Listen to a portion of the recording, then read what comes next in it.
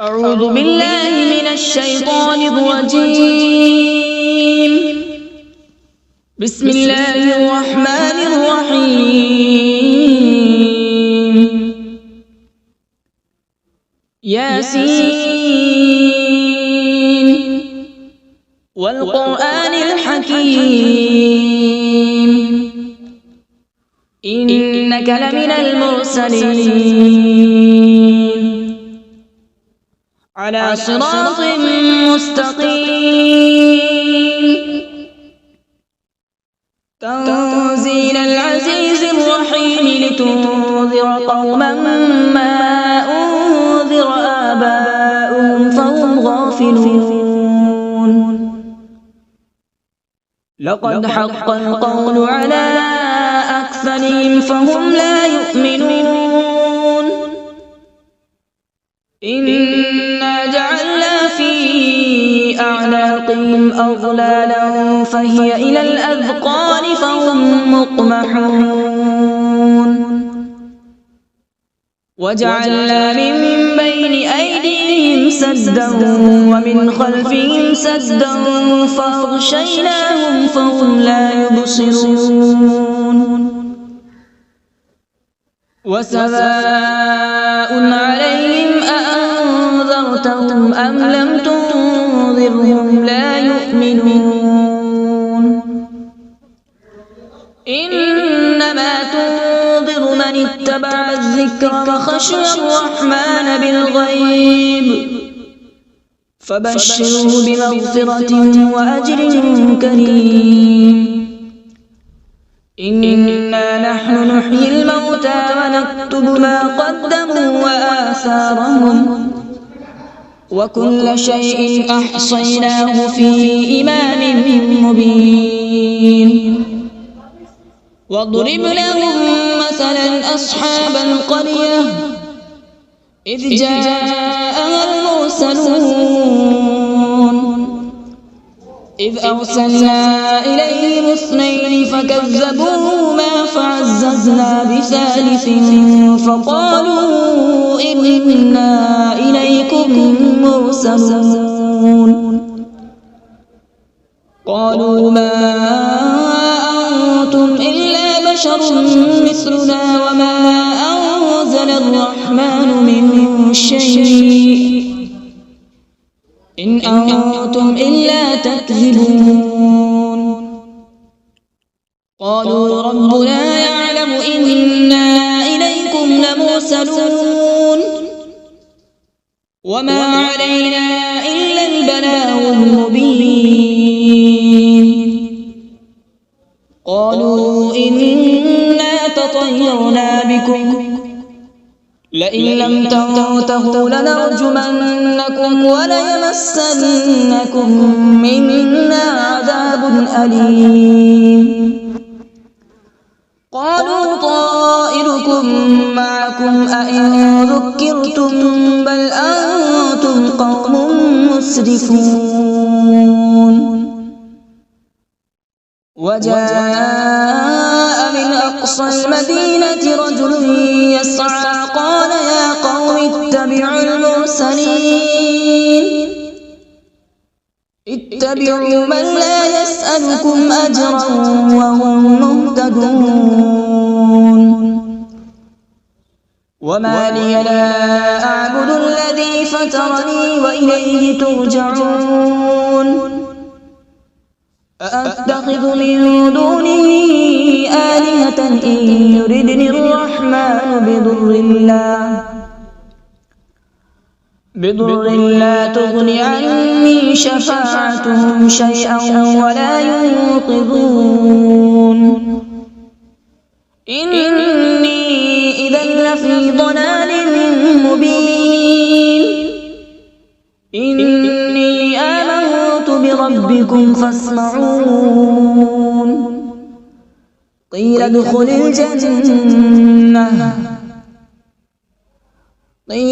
الجنة قال يا ليت قومي يعلمون. بما غفر لي ربي وجعلني من المكرمين. وما أنزلنا على بعده من جود من السماء وما كنا منزلين إن كانت إلا صيحة واحدة فإذا هم خامدون يا حسرة على العباد ما يأتيهم من رسول إلا كانوا به يستهزئون ألم يروا كم أهلكنا قبلهم من القرون أنهم إليهم لا يرجعون وإن كل لما جميع لدينا محضرون وآية لهم الأرض الميتة أحييناها وأخرجنا منها حبا فمنه يأكلون وجعلنا فيها جنات من نخيل وأعناب وفجرنا فيها من العيون وجعلنا فيها جنات من نخيل وأعناب وفجرنا فيها من العيون ليأكلوا من ثمره وما عملته أيديهم أفلا يشكرون سبحان الذي خلق الأزواج كلها مما تنبت الأرض ومن أنفسهم ومما لا يعلمون وآية لهم الليل نسلخ منه النهار فإذا هم مظلمون والشمس تجري لمستقر لها ذلك تقدير العزيز العليم والقمر قدرناه منازل حتى عاد كالعرجون القديم لا الشمس ينبغي لها أن تدرك القمر ولا الليل سابق النهار وكل في فلك يسبحون وآية لهم أنا حملنا ذريتهم في الفلك المشحون وخلقنا لهم من مثله ما يركبون وإن نشأ نغرقهم فلا صريخ لهم ولا هم ينقذون إلا رحمة منا ومتاعا إلى حين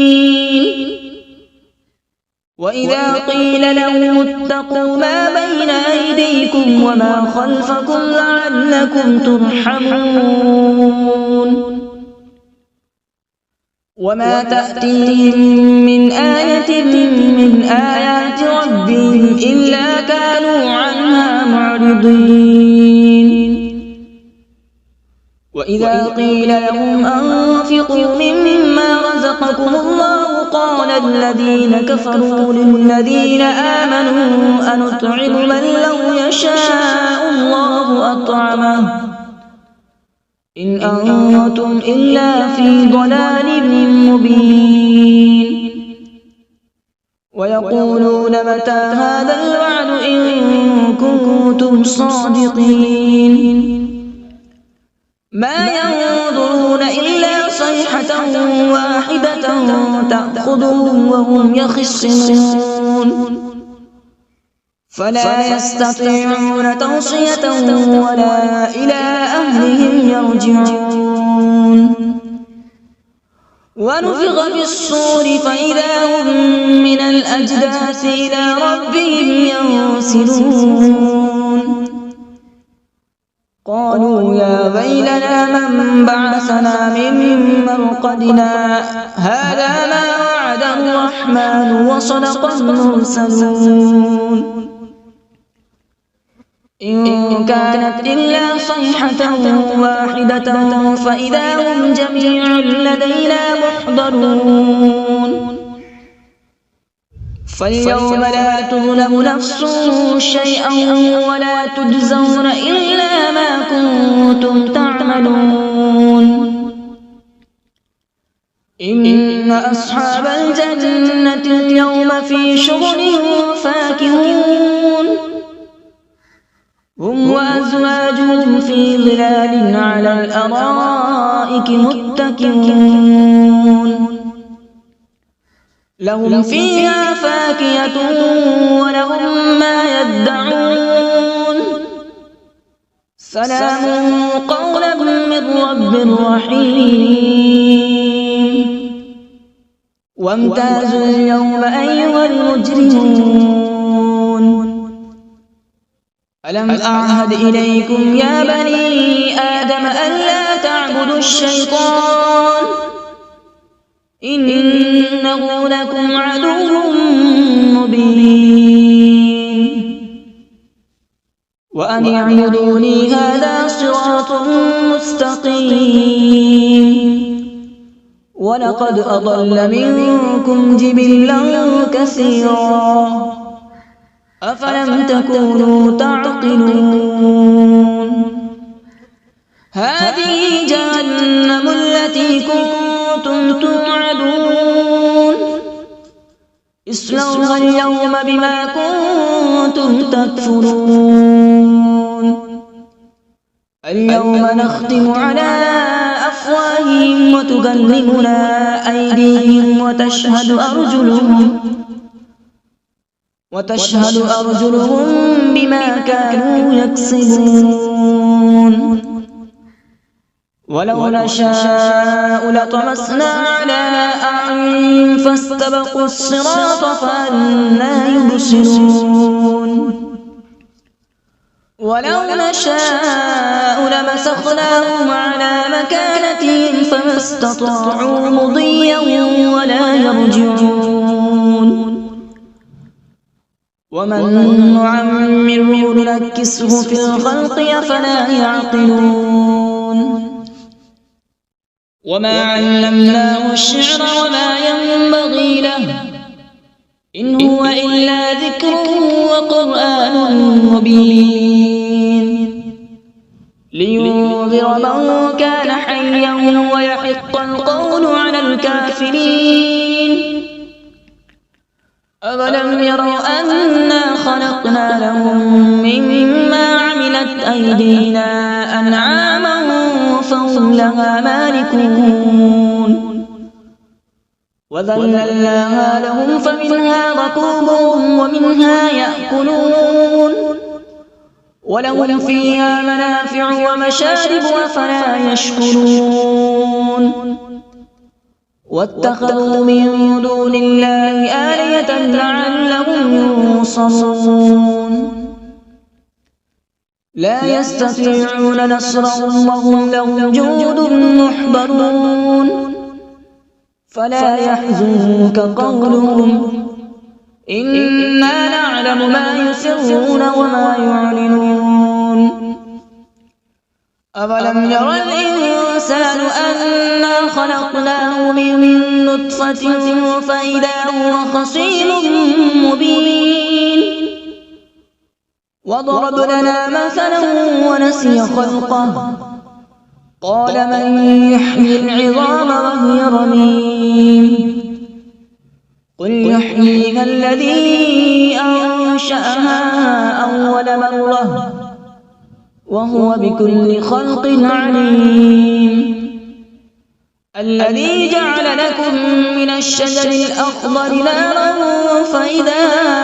أنتم منه توقدون أوليس الذي خلق السماوات والأرض بقادر على أن يخلق مثلهم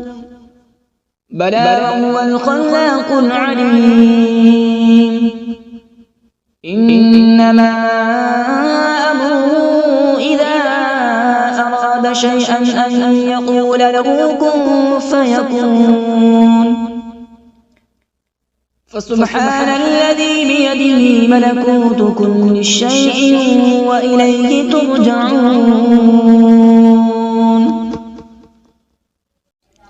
أعوذ بالله من الشيطان الرجيم بسم الله الرحمن الرحيم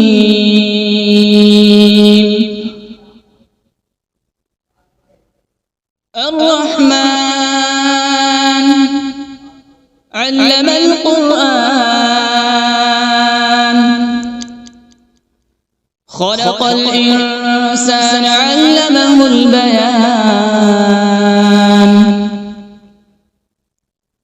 الشمس والقمر بحسبان والنجم والشجر يسجدان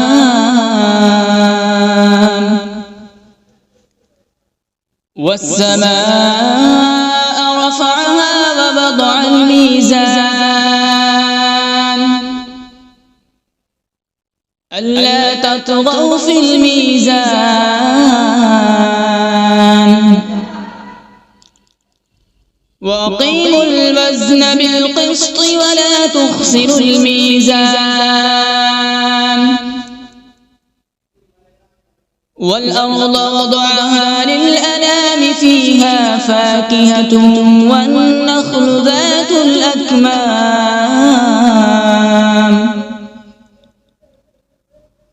والحب ذو العصف والريحان فبأي آلاء ربكما تكذبان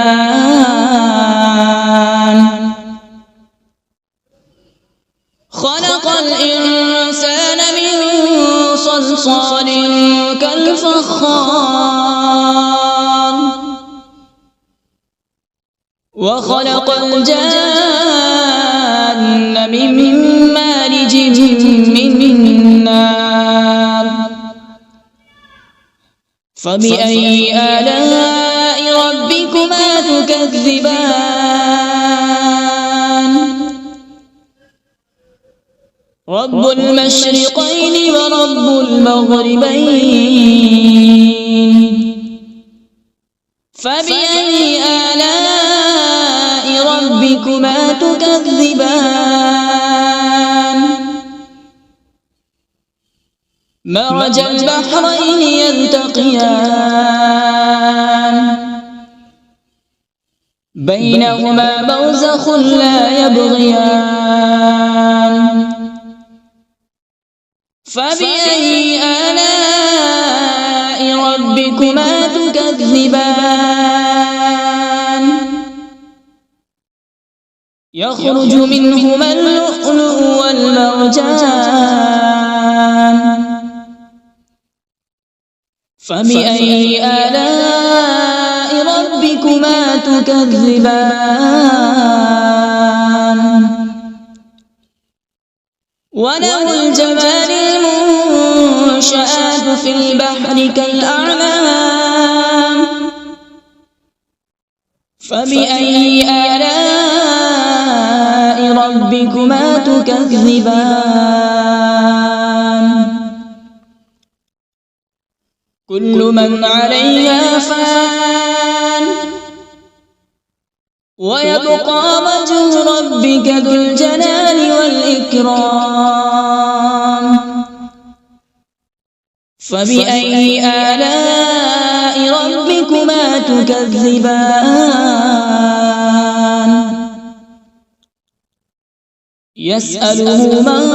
في السماوات والأرض كل يوم هو في شأن فبأي آلاء ربكما تكذبان سنفرغ لكم أيها الثقلان فبأي آلاء ربكما تكذبان يا معشر الجن والإنس إن استطعتم أن تنفذوا من أقطار السماوات والأرض فانفذوا لا تنفذون إلا بسلطان فبأي آلاء ربكما تكذبان يرسل عليكما شواظ من نار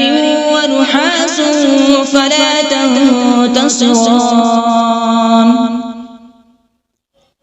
فبأي آلاء ربكما تكذبان فإذا انشقت السماء فكانت وردة كالدهان فبأي آلاء ربكما تكذبان فيومئذ لا يسأل عن ذنبه إنس ولا جان فبأي آلاء ربكما تكذبان يعرف المجرمون بسيماهم فيؤخذ بالنواصي والأقدام فبأي آلاء ربكما تكذبان هذه جهنم التي يكذب بها المجرمون يطوفون بينها وبين حميم آن فبأي آلاء ربكما تكذبان ولمن خاف مقام ربه جنتان فبأي آلاء ربكما تكذبان ذواتا أفنان فبأي آلاء ربكما تكذبان فيهما عينان تجريان فبأي آلاء ربكما تكذبان فيهما من كل فاكهة زوجان فبأي آلاء ربكما تكذبان متكئين على فرش بطائنها من استبرق وجنى الجنتين دان فبأي آلاء ربكما تكذبان فيهن قاصرات الطرف لم يطمثهن إنس قبلهم ولا جان فبأي آلاء ربكما تكذبان كأنهن الياقوت والمرجان فبأي آلاء ربكما تكذبان هل جزاء الإحسان إلا الإحسان فبأي آلاء ربكما تكذبان ومن دونهما جنتان فبأي آلاء ربكما تكذبان مدهامتان فبأي آلاء ربكما تكذبان فيهما عينان نضاختان فبأي آلاء ربكما تكذبان فيهما فاكهة ونخل ورمان فبأي آلاء ربكما تكذبان فيهن خيرات حسان فبأي آلاء ربكما تكذبان حور مقصورات في الخيام فبأي آلاء ربكما تكذبان لم يطمثهن إنس قبلهم ولا جان فبأي آلاء ربكما تكذبان متكئين على مصرف خضر وعبقري حسان فبأي آلاء ربكما تكذبان تبارك اسم ربك ذي الجلال والإكرام بسم الله الرحمن الرحيم تبارك الذي بيده الملك وهو على كل شيء قدير الذي خلق الموت والحياة ليبلوكم أيكم أحسن عملا وهو العزيز الغفور الذي خلق 7 سماوات طباقا ما ترى في خلق الرحمن من تفاوت فارجع البصر هل ترى من فطور ثم ارجع البصر كرتين ينقلب إليك البصر خاسئا وهو حسير ولقد زينا السماء الدنيا بمصابيح وجعلناها رجوما للشياطين وأعتدنا لهم عذاب السعير وللذين كفروا بربهم عذاب جهنم وبئس المصير إذا ألقوا فيها سمعوا لها شهيقا وهي تفور تكاد تميز من الغيظ كلما ألقي فيها فوج سألهم خزنتها ألم يأتكم نذير قالوا بلى قد جاءنا نذير فكذبنا وقلنا ما نزل الله من شيء إن أنتم إلا في ضلال كبير وقالوا لو كنا نسمع أو نعقل ما كنا في أصحاب السعير فاعترفوا بذنبهم فسحقا لأصحاب السعير إن الذين يخشون ربهم بالغيب لهم مغفرة وأجر كبير وأسروا قولكم أو اجهروا به إنه عليم بذات الصدور ألا يعلم من خلق وهو اللطيف الخبير هو الذي جعل لكم الأرض ذلولا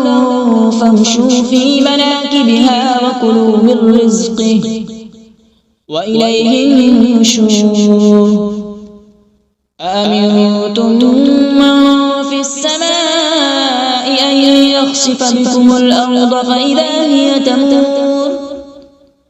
أم أمنتم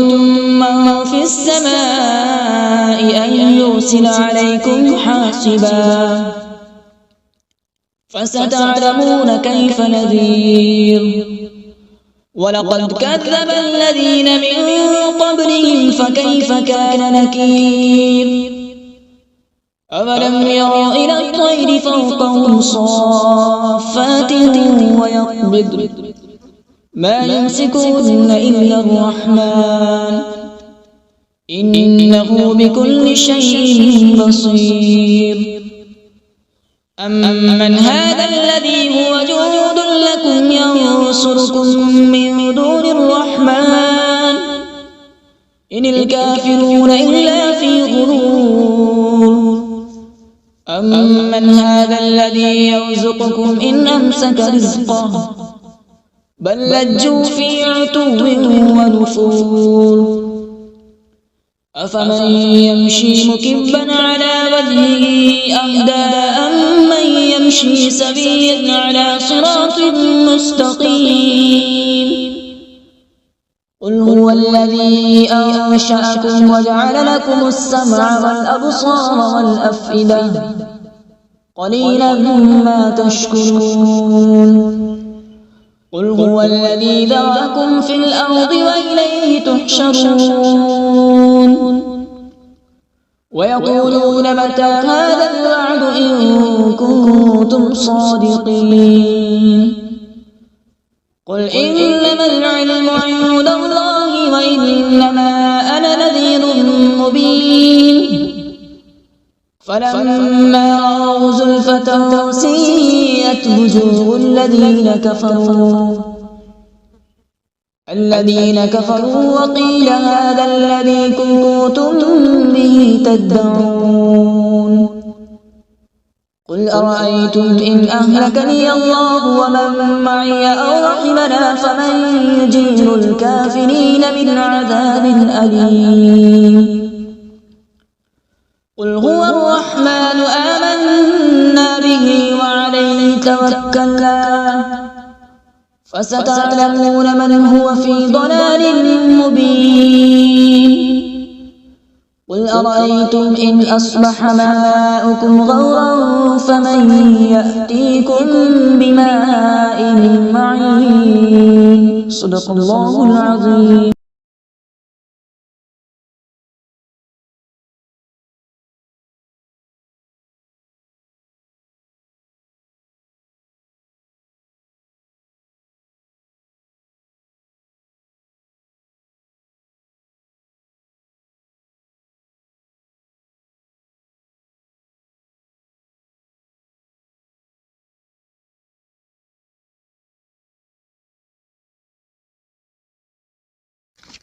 أعوذ